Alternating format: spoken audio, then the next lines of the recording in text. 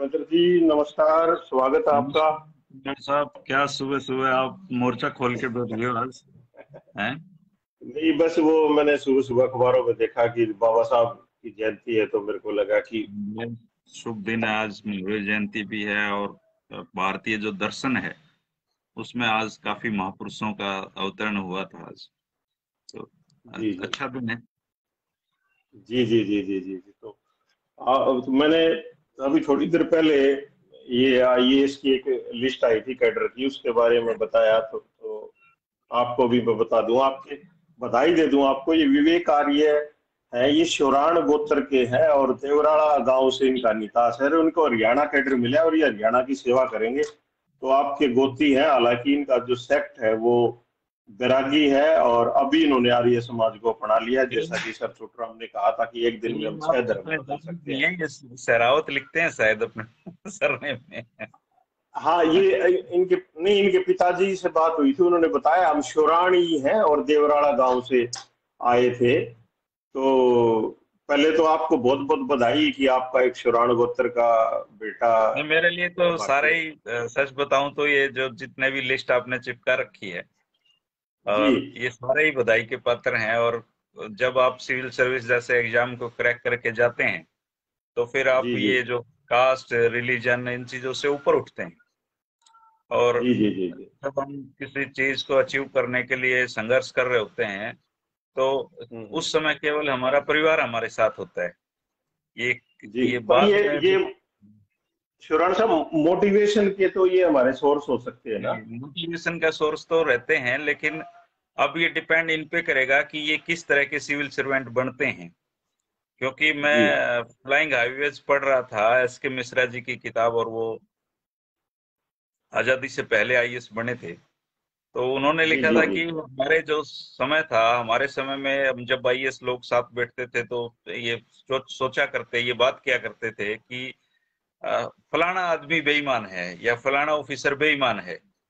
और बोले जी जी अब चर्चाएं होती हैं कि फलाना आदमी ईमानदार है। तो जी जी जी अगर आप सिविल सर्विस को क्रैक करके जाते हो और अगर जी आप उन ईमानदार आदमियों में से आपकी गिनती होती है, जैसा कि आजकल पैसा ही माई बाप हो गया है सबका, तो मैं जी उम्मीद जी जी। करूंगा कि जितने सिविल सर्वेंट हैं, हमारे भाई हैं, ये सब, ये हम्म उस जो लिगेसी है ईमानदारी वाली, उसको आगे बढ़ाएं, सोसाइटी की सर्विस करें। तो कुछ हम्म। बनता है। नहीं तो आप और मैं ये लिस्ट चिपकाए रखें, बधाई देते रहें, क्या फायदा है। लेकिन सोसाइटी को सर्व करें ना। अब जैसे कैप्टन मनोज हैं, यहाँ पे रोहतक में डीसी हैं। अब जी। आप देखिए उन्होंने 1 डेढ़ साल में कितना अच्छा काम करके दिखाया है। अब भिवानी में हम्म डॉक्टर ढिल्लों हैं, और वो पेशे हम्म। से डॉक्टर थे, बहुत शानदार काम कर रहे हैं भिवानी में। आप और मैं तो भिवानी छोड़ा है, लेकिन आप देखें भिवानी का वो बिल्कुल दिन रात लगे हुए हैं उसका नक्शा बदलने में। तो जी जी सिविल जी। सर्वेंट जब भी हम इस पेशे में आता है कोई भी, तो उससे सोसाइटी हम्म। को, उससे नेशन को बहुत उम्मीदें रहती हैं, क्योंकि दे आर क्रीम। और अगर जी जी वो उस चीजों पे खरा उतरेंगे और सोसाइटी को सर्व करेंगे, तो मुझे लगता है कि हम सभी लोग इन पे प्राउड कर सकते हैं। अभी जो अचीवमेंट है इनकी, निश्चित तौर पे बहुत बड़ी अचीवमेंट है। और मैं हैरान हूं कि निशा ग्रेवाल को हरियाणा कैडर नहीं मिला इतने इतने अच्छे मार्क्स लेने के बावजूद। और जी जी। ये जो सिस्टम है डिस्क्रिमिनेशन, मैं तो इसको कहूंगा कि होता है। आप जब किसी सोसाइटी से आते हैं तो आप चाहेंगे कि आप अपनी सोसाइटी को सर्व करें सबसे पहले, हालांकि पूरा भारत हमारा है, लेकिन फिर भी एक जी इच्छा रहती है कि हम हरियाणा से हैं तो हरियाणा को सर्व करें। तो अच्छा होता निशा को अगर ये मिलता तो। हाँ, पर जो भी इनका, पर मैं एक बात पे आपकी राय जरूर लेना चाहूंगा कि जब हमें 1990 में मंडल कमीशन थाली में परोस के दिया जा रहा था और कहा गया था कि आपको बहुत बेनिफिट होगा, आप गांव से आने वाले छात्र हो तो आप इसको अडॉप्ट कर लो, तो हमारे उस समय के नेता थे, उन्होंने कहा कि इससे हमारा हमारा जो सोशल स्टेटस है वो बुद्धि, हमारा डाउन हो जाएगा। जिसकी जितनी बुद्धि होगी उतनी बात करेगा उस समय। तो अब क्या, इस बेटे का क्या सोशल स्टेटस डाउन हो जाएगा, ये डीसी कहलाएगा? अरे कहावत है कि डीसी लाग आप रहा है। जब रिलीजन की जब बात करते हो, अब तो खैर हरियाणा हम्म। में कानून आ गया है कि आप धर्म नहीं बदल सकते हैं। और बदलेंगे तो इनको एक प्रक्रिया से गुजरना पड़ेगा। नहीं तो इस कानून से पहले तो चौधरी चरण सिंह कहते ही थे कि हम दिन में चाहे 6 धर्म बदलने, क्या दिक्कत है। तो धर्म बदल, लेकिन जाति नहीं बदल सकते आप। जाति भारत का कड़वा सत्य है, जाति कभी जाति नहीं। तो जाति और आपका सरनेम वही रहेगा। और लेकिन आप धर्म बदल सकते हो। अब हरियाणा में भी थोड़ा मुश्किल हो गया बदलना, लेकिन बदल तो सकते ही हैं। उसके लिए एक कानूनी प्रक्रिया उन्होंने बना दी है, उनका राइट है, बना सकते हैं तो कोई भी आपने अगर भी आप। हाल ही में कानून की पढ़ाई करी है और आप एक एज एन एडवोकेट के तौर पे आपको लाइसेंस मिला है।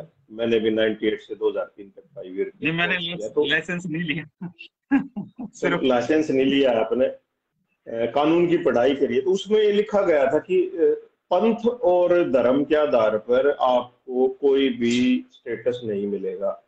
तो अब इनकी जाट जाति है और इनका जो सेक्ट है वो आर्य समाज है, तो ये ओबीसी में कैसे आ गए शिरोड साहब? वो 91 वाला खेल है सारा। अब जब आप उसको देखोगे सिस्टम को, अब यूं तो बिश्नोई हैं, बिश्नोई भी आप तो उसमें आ सकते थे, आ गए थे एक बार तो। अब ये तो देश का संविधान का जो ढांचा है वो हमने अपनी सुविधाओं के अनुसार, अपने ताकत, जिसमें ताकत है उसने अपने अनुसार तोड़ा मरोड़ा है, उसको उसका इस्तेमाल किया है। तो ये तो जो संघर्ष करता है, अब आप राजस्थान में यही चीज गुर्जर और मीणाओं के बीच में चलती है। आप अगर इसको महाराष्ट्र में देखोगे तो ये पटेलों के बीच में चलती है। तो हर लोग जो संविधान ने जो रास्ते दिखाए हैं हमें आगे बढ़ने के, उनका ज्यादा से ज्यादा इस्तेमाल करने की सोचते हैं हम। तो उसमें तो तो आपके गांव से कितनी दूर राजस्थान बॉर्डर लग जाता है? सब लोग राजस्थान से ही आए हैं, ये पूरा हरियाणा तो राजस्थान से आके ही बसा हुआ है। नहीं, अभी अभी फिलहाल आपका गांव है उससे कितनी दूर है राजस्थान? मीरगल से हार्डली 1.5 घंटे में हम राजस्थान में हैं। अगर तो उधर से जो कवारी में पैदा हो गया वो जनरल है, और जो राजस्थान में पैदा हो गया वो अदर बैकवर्ड क्लास है शिवराज। ऐसा हो सकता है, हुआ है, अपने सामने ही है। अपने तो कभी अपने ऐसा जो ये मेहनत कर। आपने आपने जो लिस्ट चिपका रखी है, इसमें सोरान साहब हैं जो गोपी वाले, वो सोरानी तो हैं, बैरागी हैं बस कास्ट के। जी जी, तो आपके जो बच्चे मेहनत करते हैं और वो कुछ नंबरों से रह जाते हैं, तो क्या उनको ये नहीं लगता कभी कि हम काश राजस्थान में पैदा हो जाते? तो नहीं, ऐसा मुझे नहीं लगता, इनको लगता होगा पंगाल साहब, क्योंकि सिविल सर्विस का जब बंदा तैयारी कर रहा होता है, या जब उसका मन बनता है कि मैं तैयारी करूंगा, तो वो इन सारी चीजों को उसको पता होता है। बहुत घुटा हुआ आदमी होता है, उसको हर चीज का पता है कि मेरे सामने क्या क्या चुनौतियां हैं और मुझे किस स्तर पे हम्म, परफॉर्म करना है। तो जो बच्चे हैं, हम्म, मैं तो कहूंगा किसी भी कास्ट के हों और किसी भी रिलीजन को फॉलो करते हों, सिविल सर्वेंट की जब आप तैयारी करते हो, सिविल सर्विस की जब तैयारी का आपका मन बनता है, तभी वो सारी हम्म, परिस्थितियों का आकलन कर लेता है। और उसमें भरतपुर का अगर कोई है तो वो अपने हिसाब से करेगा, रोहतक का कोई है तो अपने हिसाब से करेगा। लेकिन ये सच्चाई है कि आज भी इस जो परीक्षा है इसका स्तर इतना ऊंचा है कि जो लोग चुने जाते हैं वो ठीक ठाक लोग चुने जाते हैं। तो देर सवेर मंजिल मिल जाती है मेहनत करने वालों को। और खास बात यह कि हमारे तो हरियाणा के बच्चों ने तो हमेशा प्रूव करके दिखाया है कि ये हम्म। जो हर्डल्स हैं जितनी भी, इनको पार पाके भी हम कैसे सिविल सर्विस में अच्छा परफॉर्म कर सकते हैं। तो आज बाबा साहब की जयंती पर हमारे जो यूथ है वो क्या, किस रूप में ले आज की जयंती? सबसे पहली बात तो मैं हार्ड कोर ट्रूथ ये बताना चाहता हूँ कि हम बाबा साहब का फोटो लगाना सीख गए, छोटराम का लगाना सीख गए, ज्योतिबा बाई फुले का लगाना सीख गए, शहीद आजम का लगाना सीख गए, पर फॉलो तो नहीं करता कोई भी इनको। मैंने तो बहुत बड़े बड़े जो जिनके घर में भगवान बुद्धा की मूर्ति लगी देखी है, वो भी पाखंड में धसे हुए देखे हैं। अभी कल ही मैंने एक इशू उठाया था, एक आपके ही भिवानी में सैनीवास गांव है, वो बंदा हम्म, ऐसे हाथ करके सबकी बीमारियां दूर कर देता है। और लगे हुए हैं लोग, आप हम्म, जाके देखो, मंत्री तक वहां पे आशीर्वाद लेके आ रहे हैं। तो जिस देश में पाखंड का इतना, चूंकि मेरा आर्य समाजी पृष्ठभूमि रही है, हमारे समाज को, हमारे तो मतलब पूर्वज आर्य समाज से जुड़े हुए हैं सबके, और हरियाणा तो आर्य हम्म। समाज की सही भूमि रही है, तो कम से कम इस पाखंड और को तो भगा दी। चाहे छोटूराम हो, चाहे आपने बाबा साहेब हो, मैं देख देख रहा हूँ। ये तो इनका मैसेज अगर हम इनको पढ़ना शुरू करें, इनको जानना शुरू करें, तो सार्थकता है इन चीजों की। नहीं तो बोलते रहो बाबा साहेब की जय या चोई छोटराम की जय, फॉलो ना करें हम उन चीजों को जीवन में, तो फिर कोई फायदा हम्म। नहीं है। जी जी जी जी जी, बिल्कुल बिल्कुल, लेकिन उसके बारे में चर्चाएं हो तभी मैं मानता हूँ कि हमारे यूथ में मैसेज जाएगा धीरे धीरे और चर्चाएं जागृति तो इसके आएगी। फालतू की क्या चर्चाएं होंगी? कल आप अखबार उठा के देख लेना, आप कोई भी अखबार उठा लेना, चर्चाएं ही चर्चाएं मिलेंगी, लेकिन फॉलो तो नहीं करते हम। हम्म। अब वो जब बात आएगी छोरा छोरी देखने की, तो आजकल तो नया ट्रेंड है, कुंडली मिलाते हैं। कभी मिलाई थी? आपकी मिलाई थी अंकल ने? ना ना ना, मिला ही नहीं। पर एक मेरा तो एक बात तो मैं हमारे नेताओं की जोड़ना चाहूंगा कि अब जैसे ये बेशक विवेक आर्य जी डिप्टी कमिश्नर लग गए हों, लेकिन इनको कोई आर्य समाजी अपनी बेटी से रिश्ता नहीं करेगा, ये क्योंकि ये ये भी बैरागी खुद भी पंथ नहीं में करेंगे। थे पहले। ये भी बैरागियों के सरताज बनना चाहेंगे। अब इनको बैरागी पंथ की इतनी पढ़ी लिखी लड़की मिलनी मुश्किल हो जाएगी। मिल जाती है आजकल तो, इंटरकास्ट मैरिज का चलन है। सो सिविल सर्वेंट्स में अभी टीना डब्बी भी दोबारा शादी कर रही हैं। आजकल के बच्चे हाँ अपन चल। वो अपने वाला दौर नहीं रहा कि 3 साल लग जाया करते थे देखा दिखाई में, फिर बात करने की हिम्मत होती थी। अब तो 1 मिनट में व्हाट्सएप पे चलता है सारा काम। इस ढूंढ लेंगे जी जी, रिश्तों की कोई चिंता मत करो। इनका सिविल सर्वेंट बनना बड़ी बात है। रिश्ते रिश्ते तो ये क्या बता, दिन जीवन में 3 बदले अब। अब अब वो ये कोई सिस्टम कमेंट गया। कर रहे हैं शायद, आप कमेंट पढ़ पा रहे हो तो एक बार जवाब दे दो धर्मेंद्र जी, कमेंट आया किसी का? मैं नहीं देख पा रहा, मुझे सिर्फ शेयर लिखा दिख रहा है। अच्छा, मेरे ये मनीष शेपट जी हैं, अच्छे एक्टिव रहते हैं। इनका है कि भाई साहब इनको जो जन्मदिन के नाम पर आजकल के युवा गानों का प्रोग्राम ज्यादा कर रहे हैं, उनको पढ़ते नहीं है। अच्छा अजीब, मनीष जी यही धर्मेंद्र जी ने कहा है। और भी बहुत सारे दर्शक हैं, आप कमेंट कर सकते हैं। धर्मेंद्र जी के पास बहुत कम समय रहता है और ये जुड़े हैं। तो आज एक जयंती थी बाबा साहब हमारे लिए, तो जितने भी पढ़े लिखे जो ज्ञानी जो वो सभी उन्हीं के ऊपर जिन्हों को मानता हूँ मैं तो। देखो, और चाहे कोई भी महापुरुष हो पंगाल साहब, चाहे बाबा साहब हो, चाहे छोटराम हो, चाहे भगत सिंह हो, चाहे ज्योतिबा बाई फुले हो, चाहे महात्मा गांधी हो, सरदार पटेल हो, अगर आप इनके जीवन को खंगालेंगे तो एक बात जी। महत्वपूर्ण आपको मिलेगी कि इन लोगों ने सोसाइटी का जो हम्म अध्ययन था, इनका जो अध्ययन का स्तर था वो बहुत ऊंचा था। ये सारे लोग हम्म, पढ़ के कढ़ के फिर सोसाइटी को सर्व करने के लिए आए थे। तो आप जिस भी बिल्कुल समाज से बिल्कुल। हो, जिस भी समाज से संबंध रखते हो, अगर आप अपने महापुरुषों के सिर्फ जयकारे लगाते रहोगे तो कुछ नहीं होगा।